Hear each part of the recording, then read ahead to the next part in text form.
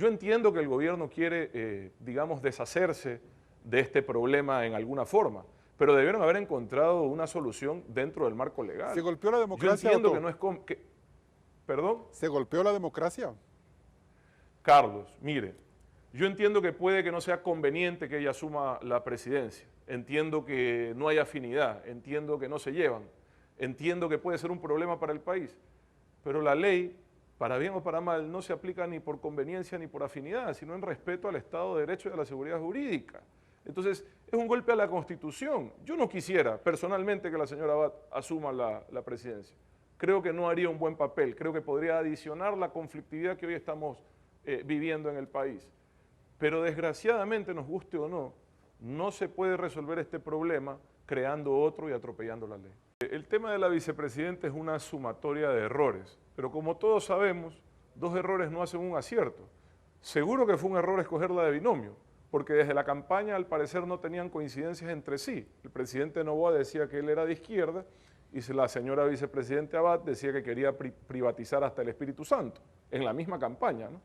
Entonces, luego fue un error, y para mí el principal, que ellos no han dialogado en más de un año, porque desde la campaña no dialogan y no encuentran una salida a esto.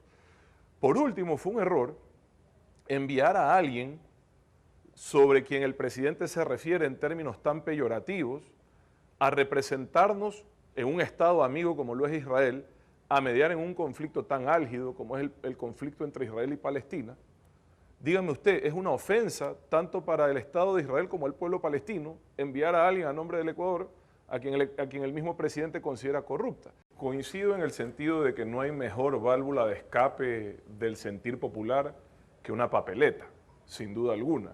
Pero también entiendo que en este momento hay actores políticos que han usado, al menos desde el 2019, la protesta violenta como plataforma electoral y hoy están tratando de capitalizar.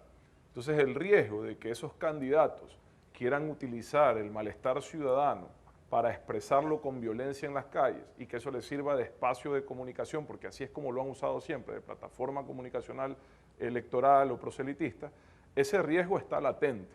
También creo que, si bien es cierto, el mismo presidente Noboa salió de la estrategia que le permitió ganar las elecciones, que era una estrategia de no polarización, con la que gobernó los primeros meses, que le permitió impulsar políticas económicas difíciles, complejas, pero necesarias. Él cambia esa estrategia y se vuelve uno de los actores más polarizantes que hemos tenido. Efectivamente es una crisis energética brutal y han tratado de buscar culpables por todos lados.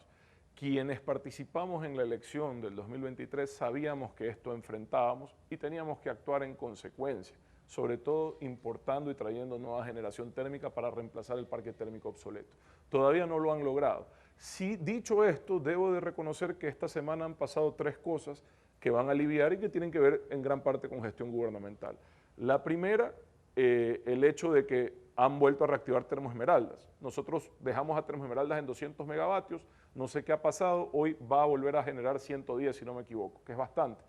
La segunda es que finalmente han desatado al parecer los nudos de corrupción que se heredaron de Toachi y Pilatón y parece ser que entre diciembre y enero esa hidroeléctrica va a operar, son 200 megavatios, ojalá.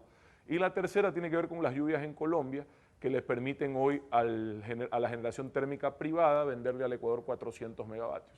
Esas 3 noticias son positivas y debemos de reconocerlas como tal. Sin embargo, no resuelven la crisis y tener 5, 6 o 12 horas de apagones sigue siendo una brutalidad con un impacto económico que todavía nadie ha alcanzado a medir correctamente. Esta clase política además es cínica y eso sí que es fastidioso porque hoy cuestionan, bloquean y traban lo que ellos mismos quisieron hacer en algún momento.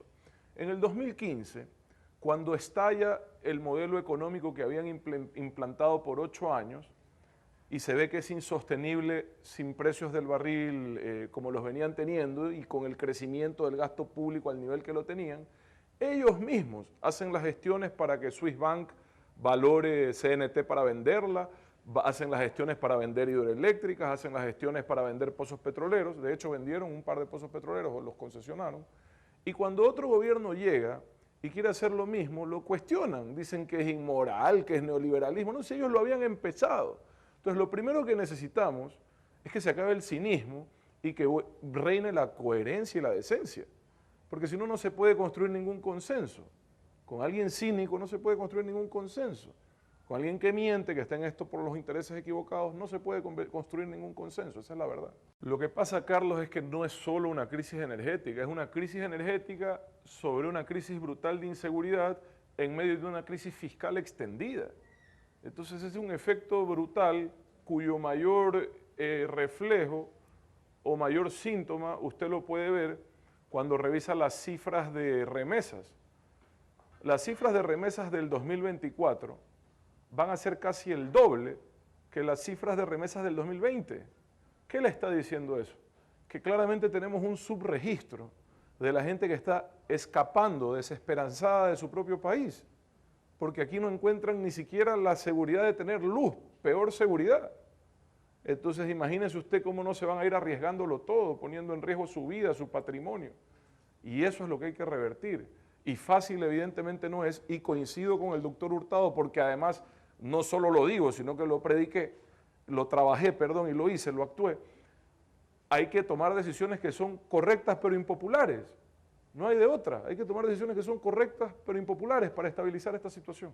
Y eso nunca lo va a hacer alguien que está pensando en una reelección. Quizás la ventaja del gobierno del presidente Moreno era que nadie estaba buscando elegirse, que nadie estaba pensando en las elecciones. Estábamos pensando en transitar o salir del autoritarismo, de recuperar las libertades y estabilizar la economía. Mire, lo que es políticamente correcto es desear que el país encuentre un camino. Así como estamos, desgraciadamente, lo único que va a pasar con esta clase política es que los problemas se agraven.